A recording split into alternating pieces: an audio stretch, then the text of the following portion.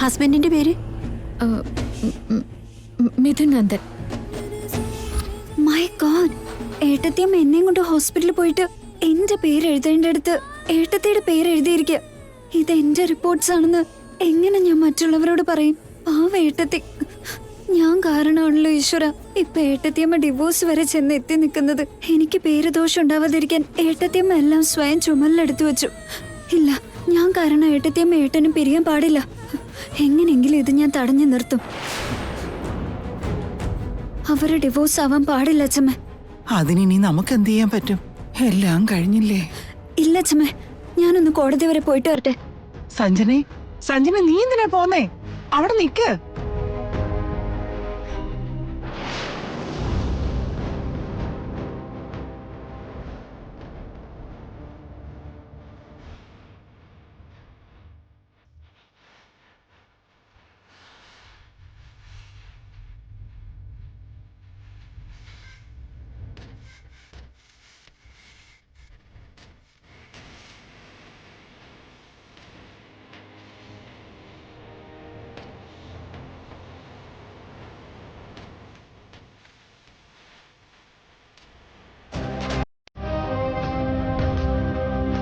You can proceed. ഇവരാണ് മിഥുനും മേഘനയെ നേരത്തെ തന്നെ ഒരു മ്യൂച്വൽ ഡിവോഴ്സിന് വേണ്ടി ഈ കോടതിയിൽ അപേക്ഷിച്ചിരുന്നതാണ്.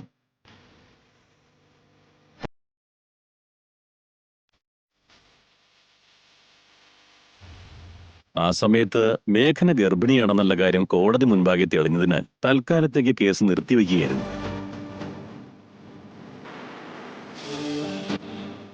ഇപ്പോൾ ചില അനിവാര്യമായ കാരണങ്ങളുടെ അടിസ്ഥാനത്തിൽ മേഘനയ്ക്ക് ആ കുഞ്ഞിനെ അബോർട്ട് ചെയ്ത് കളയേണ്ട അവസ്ഥയുണ്ടായി.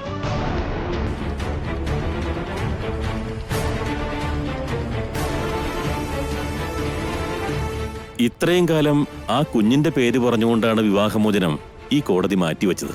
ഇപ്പോൾ അങ്ങനെ ഒരു തടസ്സമില്ലാത്തതുകൊണ്ട് വിവാഹമോചനം തരണമെന്ന് രണ്ടുപേരും കോടതിയോട് അപേക്ഷിക്കുകയാണ് യുവർ.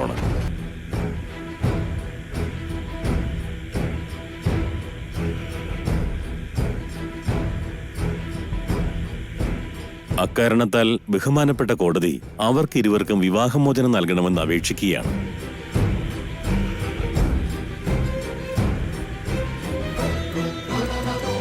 പെറ്റീഷണേഴ്സിനെ അകത്തേക്ക് വിളിക്കൂ. മിഥുൻ നന്ദൻ, മിഥുൻ നന്ദൻ, മിഥുൻ നന്ദൻ.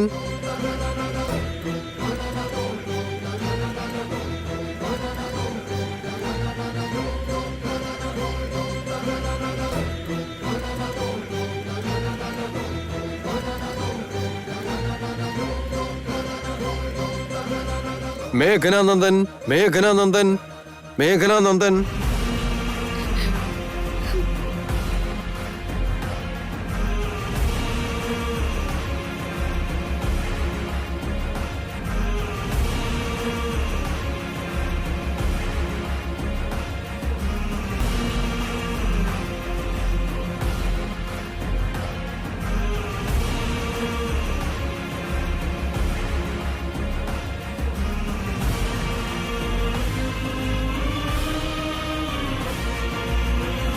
നിങ്ങൾ രണ്ടാളും വിവാഹമോചനത്തിന് അപേക്ഷിച്ചിരുന്നെങ്കിലും വീണ്ടും ഒന്നിക്കാൻ ഒരു ചാൻസ് ഉണ്ടോന്ന് നോക്കാനാണ് കോടതി 6 മാസത്തെ അവധി തന്നത്.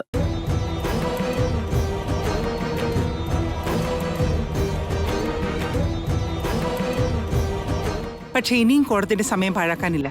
നേരിട്ട് കാര്യത്തിലേക്ക് കടക്കാം. രണ്ടുപേർക്കും ഇതിന് സമ്മതം തന്നല്ലേ?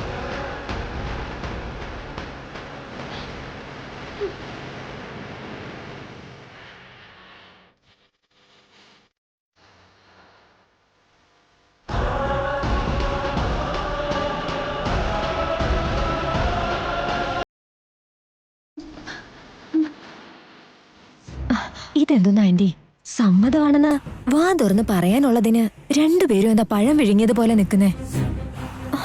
ഈ മിഥുൻ ഇങ്ങനെയൊക്കെ വരുമ്പോഴാണ് മനസ്സിലാവാത്തെ. അവന്റെ മനസ്സിൽ രണ്ടുപേരെയും കൂടി കൊണ്ടു നടക്കാനാ.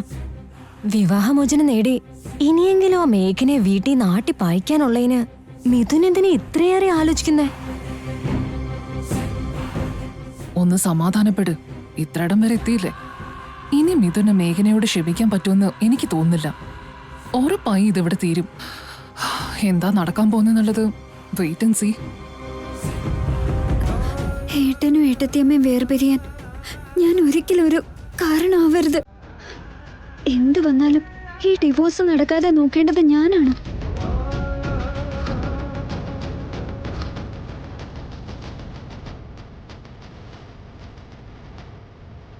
മിഥുൻ നന്ദൻ, തുറന്നു പറയൂ.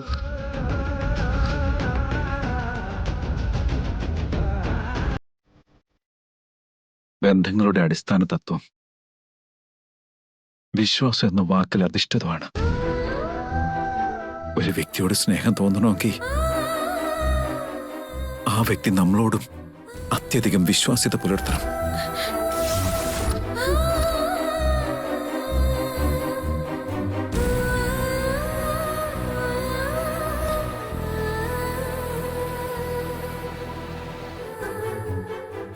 പക്ഷെ ആ വിശ്വാസം ഇല്ലാതായ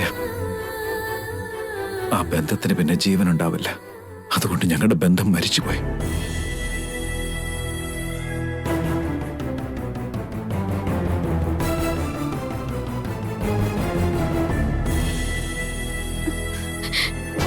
എന്നോട് പൊറുക്കണം മിഥുനേട്ടാ. എല്ലാം എന്റെ കൈവിട്ട് പോയിരിക്കുക. ഏട്ടന്റെ ജീവൻ രക്ഷിക്കാൻ വേണ്ടി മാത്രമാണ് ഞാൻ ഇത്രയും നാൾ കൂടെ നിന്നത്. ആ പ്രയത്നത്തിനിടയിൽ ചെറിയ തെറ്റുകൾ എനിക്കും പറ്റി. ഞങ്ങളുടെ ബന്ധം നേരത്തെ ഒരുപാട് പരീക്ഷണങ്ങൾ നേരിട്ടതാ. എല്ലാത്തിനും ഒടുവിൽ അവൾ എന്റെ കുഞ്ഞിന്റെ അമ്മയാൻ പോകാന്നറിഞ്ഞപ്പോ ഒരുപാട് സന്തോഷിച്ചു. കുഞ്ഞിനെ കുറിച്ചുള്ള ഒരുപാട് സ്വപ്നങ്ങളും കണ്ടു.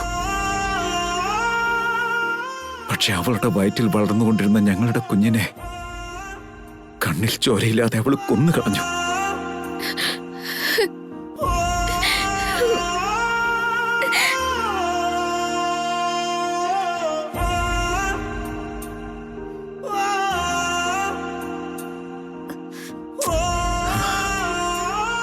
ഇനി അവളോടൊപ്പം ഒരുമിച്ച് ജീവിക്കാൻ എനിക്ക് കഴിയില്ല. മാത്രമല്ല, അവളോടുണ്ടായിരുന്ന എല്ലാ സഹതാപവും ഇവിടെ അവസാനിച്ചു.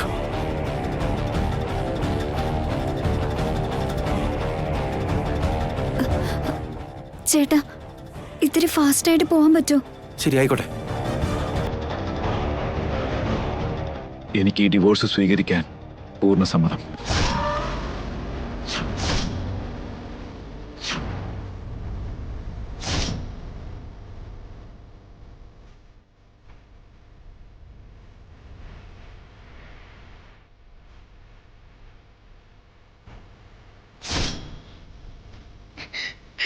ഞാൻ എല്ലാം ചെയ്തത് ഏട്ടന്റെ നന്മയ്ക്ക് വേണ്ടി മാത്രം, ഏട്ടനിൽ നിന്ന് അകന്നു പോവാതിരിക്കാൻ വേണ്ടി മാത്രം. പക്ഷെ അതിനു വേണ്ടിയുള്ള പ്രയത്നത്തിനിടയിൽ ഇന്ന് ഞാനായിട്ട് ഏട്ടനിൽ നിന്ന് ഒഴിഞ്ഞു പോകാനുള്ള വഴി ഒരുക്കിയിരിക്കുക. ഇനി ഞാൻ എങ്ങനെ ഏട്ടനെ രക്ഷിക്കുന്നുള്ളത് എനിക്കൊന്നും മനസ്സിലാവുന്നില്ല. മിസ്സസ് മേഘന, ഈ വിവാഹമോചനത്തിന് നിങ്ങൾക്ക് സമ്മതമാണോ?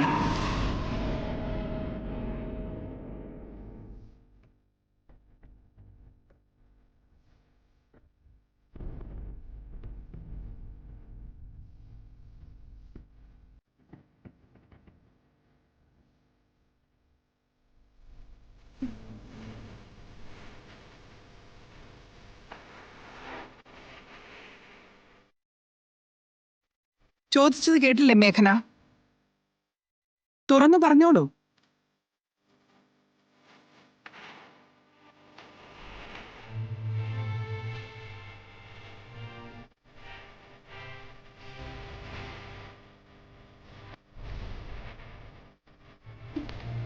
ഇനിയിപ്പം നിനക്ക് എന്താ ചിന്തിക്കാനുള്ള മേഘനെ? നീ ചെയ്ത ഈ കാര്യം ക്ഷമിക്കാൻ ഞാൻ അത്രയ്ക്കും വിശാല മനസ്കനൊന്നുമല്ല.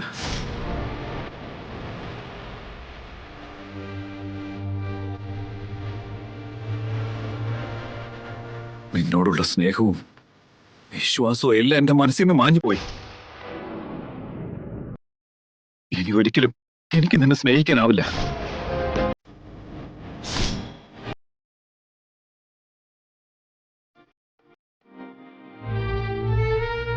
ഇനിയിപ്പം നിനക്ക് എന്താ ചിന്തിക്കാനുള്ള മേഘന? നീ ചെയ്ത ഈ കാര്യം ക്ഷമിക്കാൻ ഞാൻ അത്രയ്ക്കും വിശാല മനസ്കനൊന്നുമല്ല.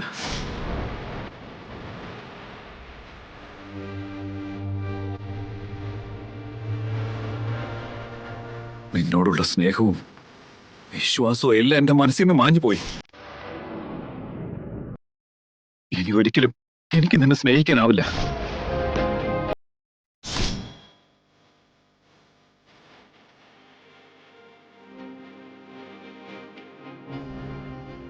ഇനിയും ഞാൻ നിന്നെ എന്റെ കൂടെ ചേർത്ത് നിർത്തുമെന്നോ എന്റെ മനസ്സിൽ നിന്നോട് സ്നേഹമുണ്ടെന്നോ നീ ഇനിയും ചിന്തിക്കുകയാണെങ്കിൽ അത് വെറുതെയാണ്.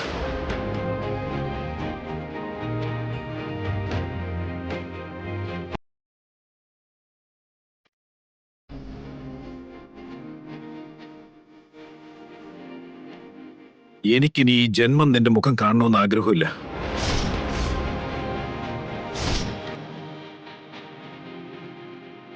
നീ ഇനി എന്നിൽ നിന്നൊന്നും പ്രതീക്ഷിക്കാതിരിക്കുന്നത് നല്ലത്.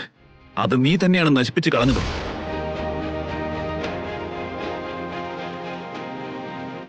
ഈ വിവാഹമോചനമല്ലാതെ നമ്മുടെ മുന്നിൽ മറ്റു മാർഗമൊന്നുമില്ല.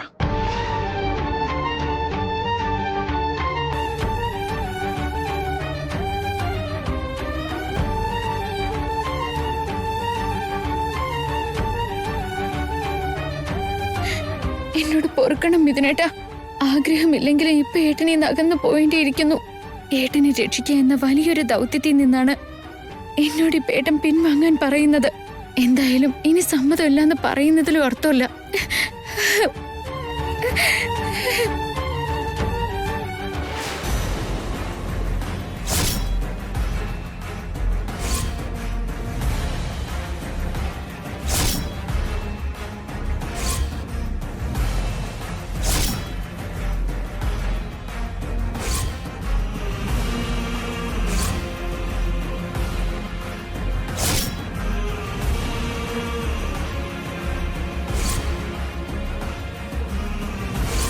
മേഘന എന്റെ ചോദ്യത്തിനുള്ള ഉത്തരം പറഞ്ഞില്ല. എനിക്ക് സമ്മതമാണ്.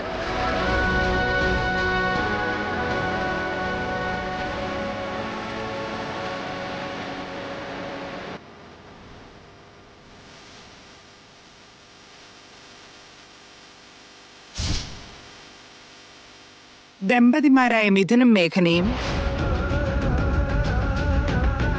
പരസ്പര ധാരണയോടുകൂടി വിവാഹമോചനത്തിന് തയ്യാറായതിനാൽ അവർക്ക് വിവാഹമോചനം നൽകാൻ തന്നെയാണ് ഈ കോടതി തീരുമാനിച്ചിരിക്കുന്നത്. കോടതി രണ്ടുപേരെയും വിവാഹബന്ധത്തിൽ നിന്നും വേർപെടുത്തിയിരിക്കുകയാണ്.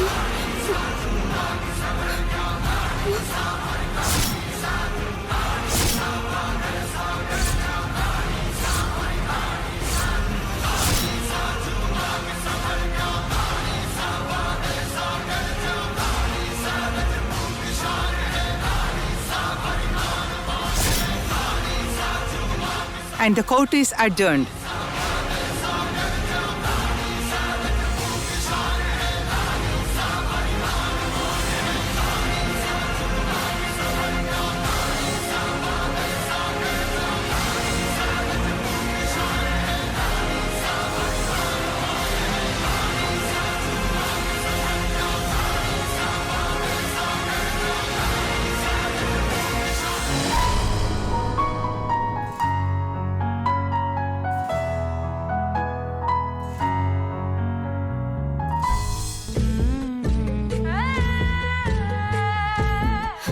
എന്താ ഏട്ടത്തി ഈ ചെയ്തത്?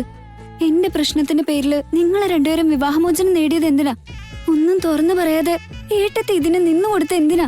ഈ ഒരു വിവാഹമോചനത്തിന് നീയാണ് കാരണമെന്ന് എന്റെ മോളിന് തെറ്റിദ്ധരിക്കേണ്ട കാര്യമില്ല. ഇതൊക്കെ എന്നേ തീരുമാനിച്ച കാര്യങ്ങളാ. എന്നെങ്കിലും ഒരിക്കൽ ഇത് നടക്കേണ്ടത് തന്നെയായിരുന്നല്ലോ. അതെന്ന് സംഭവിച്ചു എന്ന് മാത്രം, അത്ര തന്നെ. ഒരിക്കലും അല്ല ഏട്ടത്തി. എനിക്കുണ്ടായ ഒരു ഗൈനിക് പ്രോബ്ലം ഏട്ടത്തിയുടേതാണെന്ന് എല്ലാരും തെറ്റിദ്ധരിച്ചിരിക്കുക. അതുകൊണ്ട് മാത്രമല്ലേ ഏട്ടത്തി എല്ലാരും കുറ്റപ്പെടുത്തിയതും ഇവരെല്ലാരും ഈ ഡിവോഴ്സിന് സപ്പോർട്ട് ചെയ്തതും. ഇപ്പൊ തന്നെ ഞാൻ എല്ലാരോടും സത്യം തുറന്നു പറയാം. ഏട്ടത്തിയുടെ വയറ്റിൽ വളരുന്ന കുഞ്ഞ് ഇപ്പോഴും സുരക്ഷിതമായിരിക്കുന്നു എന്ന് എല്ലാരും അറിയട്ടെ ഏട്ടത്തി. സഞ്ജന വേണ്ട. നീ പറഞ്ഞ എല്ലാരും ചിലപ്പോ വിശ്വസിച്ചേക്കും. എന്നാലും ഏട്ടനും ഞാനും തമ്മിൽ ഇനി ഒന്നിച്ചൊരു ജീവിതം ഉണ്ടാവില്ല. എന്താ ഏട്ടത്തി അങ്ങനെ പറയുന്നേ എന്ന് ചോദിച്ച ഒരിക്കലും എന്റെ വയറ്റിൽ മിഥുനേട്ടന്റെ കുഞ്ഞു വളർന്നിട്ടുണ്ടായിരുന്നില്ല മോളെ.